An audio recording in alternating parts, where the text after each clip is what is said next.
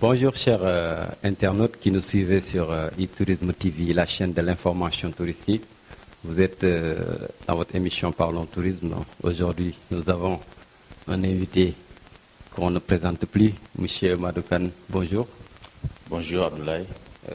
Madoukan, bienvenue encore dans l'émission après la fête de la Tabaski Balma Balna la Akwaï. Eweneti, Balna la Balna Noumani, Balo Akwa aussi, tous les internautes, et je suis très ravi de vous retrouver et de revenir sur le plateau de e-Tourisme TV. Donc, Madoukan, je pense que pour ceux qui ne vous connaissent pas, qu'est-ce qu'on peut dire sur Madoukan? Qui est Madoukan?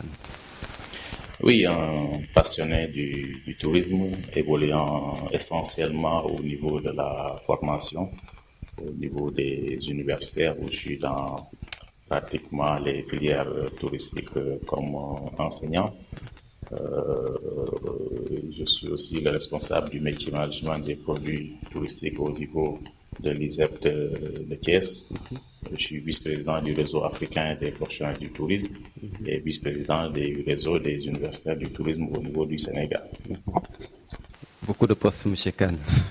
Mais on va revenir sur le profil tourisme dont vous avez énoncé tout à l'heure. M. Khan, comme on dit, on a un nouveau gouvernement, un nouveau ministère du tourisme et de l'artisanat.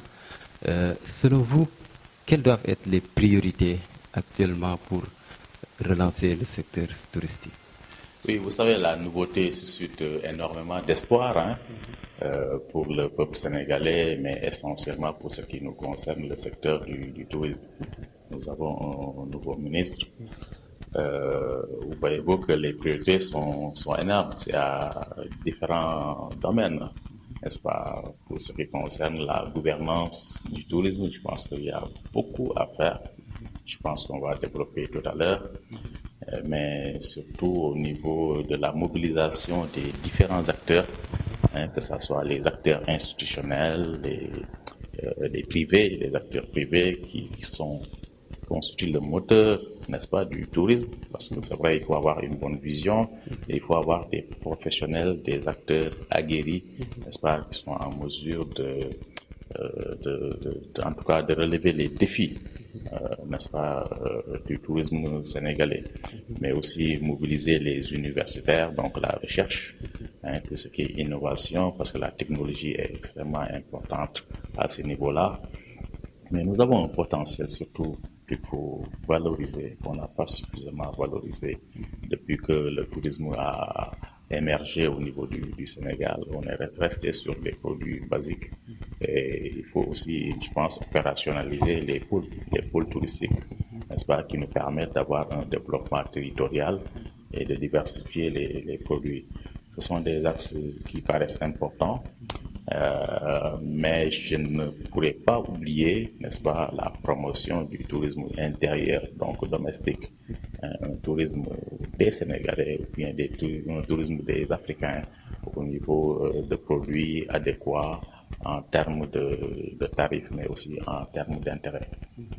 Donc, M. Khan, bien développé, mais actuellement, récemment, on nous a parlé un peu d'un bilan déposé par le nouveau ministre du Tourisme.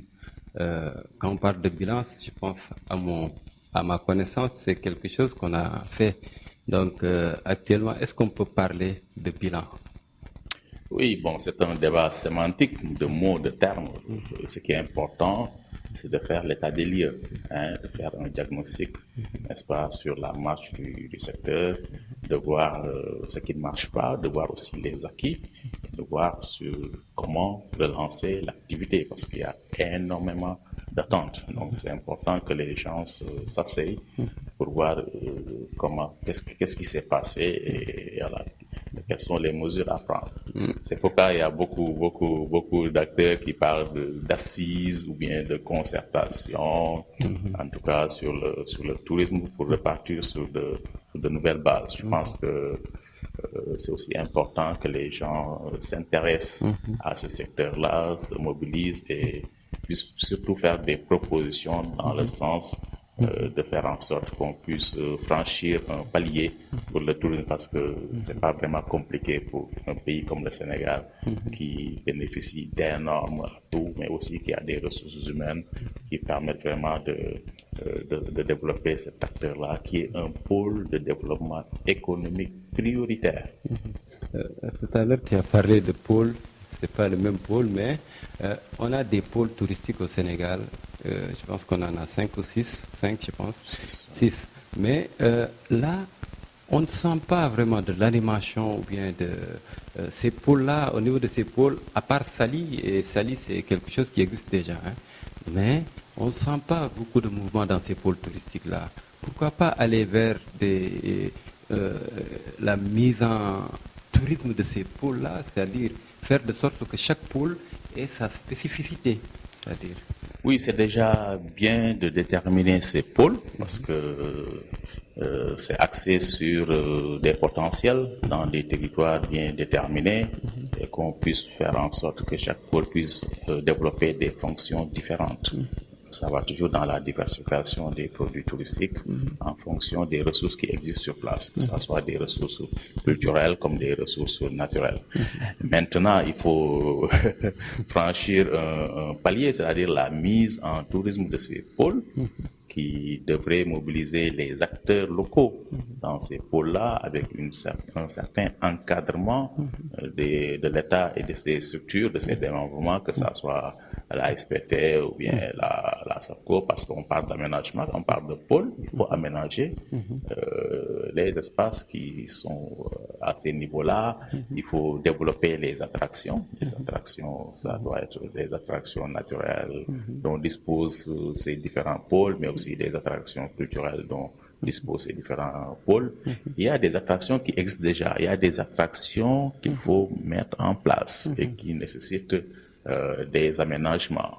Il faut que ça soit aussi appuyé par la formation des différents acteurs, par l'implication des populations, des collectivités locales, et ça nous permettra vraiment d'impliquer les populations, en tout cas les acteurs locaux au niveau de ces pôles, pour développer des activités touristiques qui prennent en compte les différents produits. Donc, on parle de tourisme parce que déjà, il y a des standards qu'il faut atteindre, mais c'est développer les transports touristiques à ces niveaux-là, les types d'hébergement qui conviennent à chacun de ces pôles, mais aussi la gastronomie, la restauration et les loisirs, les activités de découverte qu'on peut développer dans ces pôles-là et qu'il faut mettre en réseau.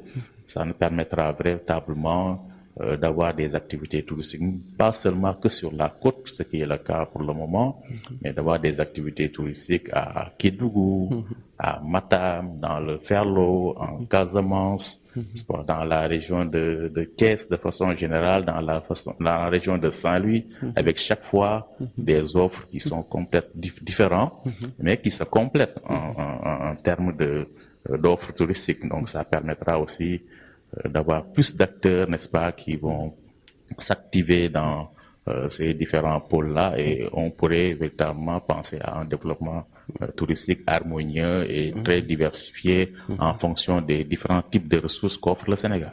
Ok, vous avez parlé, on parlait tout à l'heure de pôles, mais tu sais, il y a des zones où c'est un peu éloigné. Quand on parle de Kédougou, quand on parle de vers Tambacounda, Saint-Louis, c'est des zones où des fois le touriste qui n'a pas assez de temps, un week-end pour aller là-bas, des fois ça pose problème.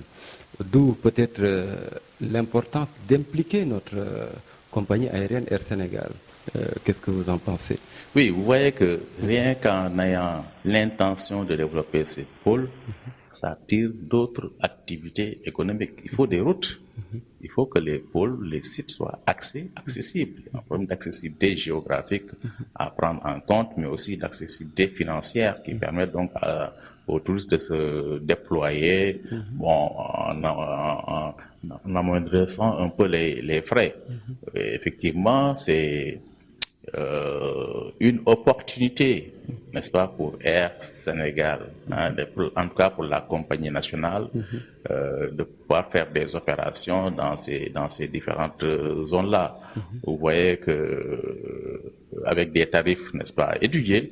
Il y a une possibilité de donner en tout cas de la qualité à ces aéroports qui sont en construction. Donc vous voyez que la vision, elle est là. On a des aéroports au niveau de ces différents pôles. Donc il faudra initier un trafic qui permettra d'avoir des flux touristiques importants en direction de ces espaces-là qui doivent être valorisés et qui peuvent être très attractifs. Tourisme et artisanat.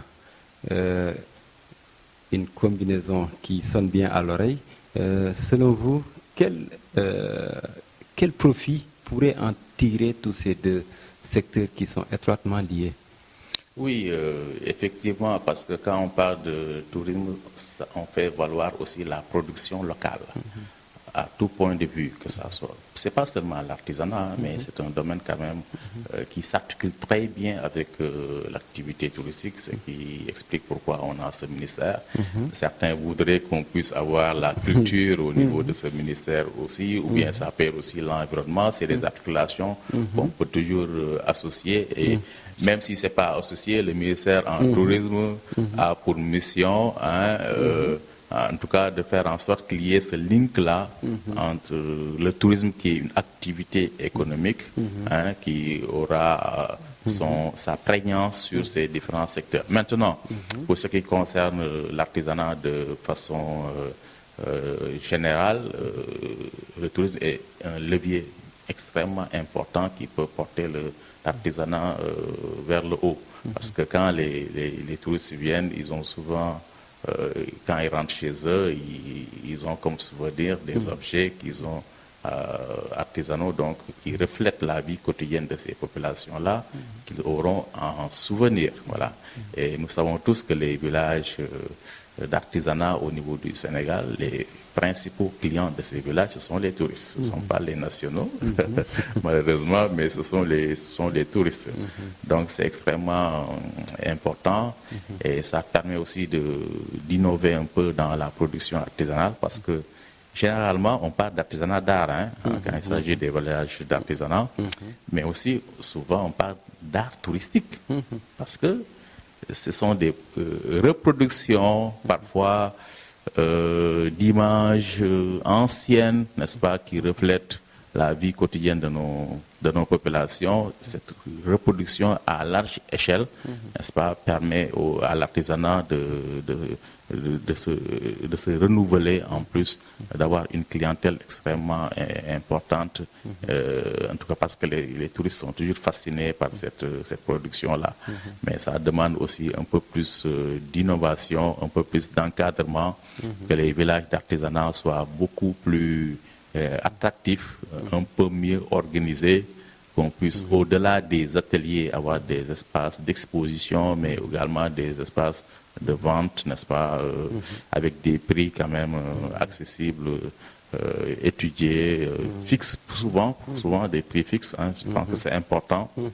C'est vrai que le marchandage aussi, c'est un peu le charme dans ces villages-là, mais qu'on puisse avoir des prix raisonnables, qu'on puisse avoir moins d'intermédiaires et que les gens qui viennent dans les villages d'artisanat viennent en toute sécurité, en toute quiétude, puissent faire leurs visites, faire leurs achats sans être quand même dérangés par souvent des personnes qu'on voit un peu dans ces espaces-là.